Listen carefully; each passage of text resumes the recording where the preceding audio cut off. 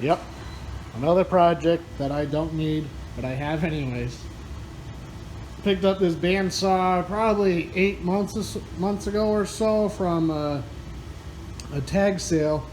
Guy for pretty cheap, guy was selling it, said that it works, but it needs some TLC. So whatever that means, I guess we're gonna dig into it and find out. It's Jet Equipment, and model numbers all there. Don't have to read it off for you, but we're gonna get it cleaned up, get all the metal shavings out of it, get all that cleaned up first. Then we're gonna see what works and what doesn't, and hopefully we can use this on some projects. All right, give it a quick little brush and vacuum, get all the majority of the chips out. Got plugged in. Power switch does work, which is a good start. I clamped up a piece of aluminum angle iron up in the vise to see how it does, if it's going to cut straight or what. Right off the bat, this hydraulic feed control doesn't work. You're supposed to be able to swing the head down and hold it up in place, and it's not. It's just dropping right down. So I don't know if it's something that's serviceable or just have to buy a new one. We'll see. There also is a coolant pump behind this panel, which is open on the other side with an on-off switch there. Not sure if it just doesn't work or if there's a float in it, most likely, and it's empty, so you know it's not gonna work. So we're gonna have to get some fluid to put into that and test that after we see if it cuts. The fluid's not a huge deal for me if I need it or not. I don't plan on doing anything too serious, and if I do, I'll just spray some oil on it as I cut if I run into that issue.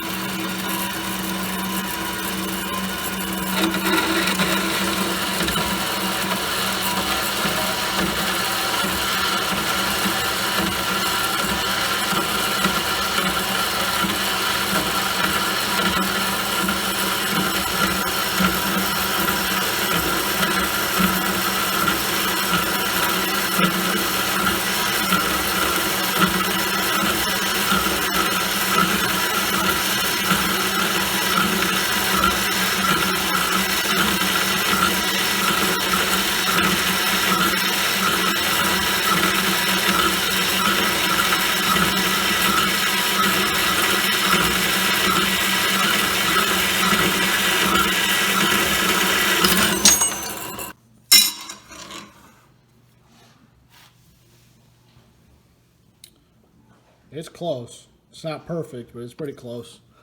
Not too bad. We can work with that. I know that we can make some adjustments to these guide wheels here to help straighten out the cut. Definitely got to put a new blade on it. It cuts through it, but it's not super happy, that's for sure. So I think once we get everything situated, I got to put a handle on the clamp here and make it easier to open. So you just go like that. We'll get a new cylinder put on there and get it cleaned up real good, and should be good.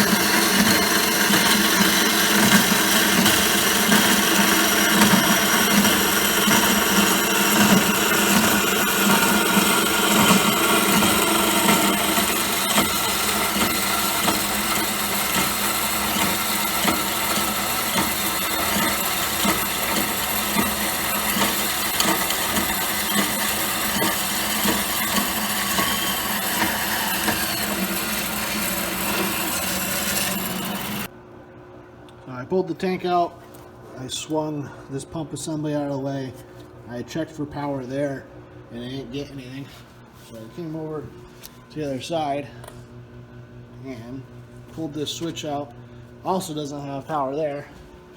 Now I'm going to go into where the main power cord feeds into this box and then gets split off. I'm going to check to see if there's something going on in there. What could possibly go wrong?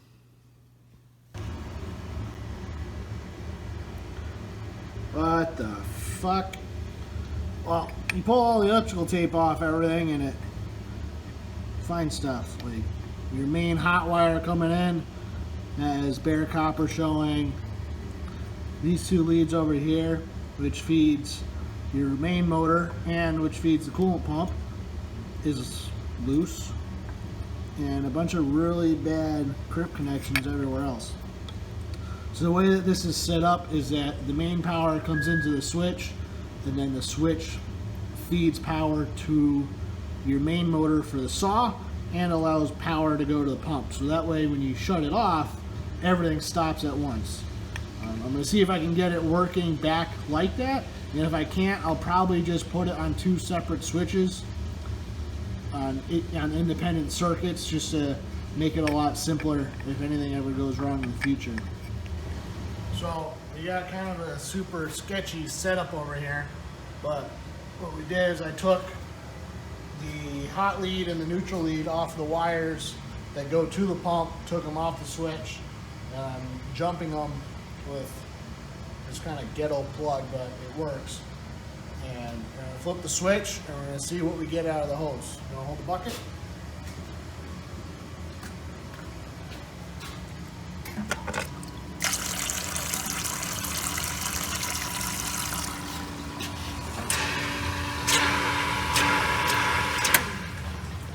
So the saw works, the coolant pump works, kind of. Last thing we gotta check out is gonna be this assist cylinder. To me, it seems like that it's airbound because it's got a bounce to it and it bounces back like there's air in it. So we're gonna pull these fittings out and fill it back up with fluid because it's probably, you know, somewhat low. So we're gonna fill it up with fluid, bleed the air out of it, and see if we can get this working because they're about $200 or so to buy a new one. And if I mess it up, then I gotta buy one. If not, then we fix it for free and it's a win-win. So I ended this fitting and the 90. It's kind of a cool setup. This fitting slides back and forth. And there was some oil in it, to say the least, which is now all over the floor and the ceiling. But we got that out of it. We're gonna fill it up with the rod all the way out. I'm just going to put some motor oil in it because I don't know what was in there before and it was pretty gross, and that's what I have on hand. So we'll fill it up and then we'll probably put it back together and crack this fitting here free to let some of the air escape, and we'll just work it back and forth until it feels good. She's full.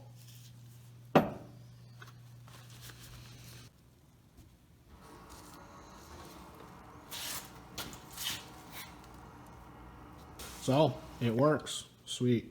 What we ended up doing is we filled it up all the way with oil and then cracked this fitting free. Unfortunately, I don't have any footage of that because it takes two people with both hands and that's all we got. But you can take my word for it. So this valve here prevents it from dropping down, like it locks it full, and then you have your speed adjustment here. So right now it's tightened all the way. So if I open this, it doesn't move at all. You start to open it, starts to drop down. Like that, you can speed it up, you can slow it down, you can stop it. So that's really it. I'll tidy up the electrical mess that's over here. We're gonna get a new blade because there's some teeth missing, and we're good to go. So now that we know that everything works for the most part, we can put a little bit of time and money into it and get it, you know, up to snuff and working properly.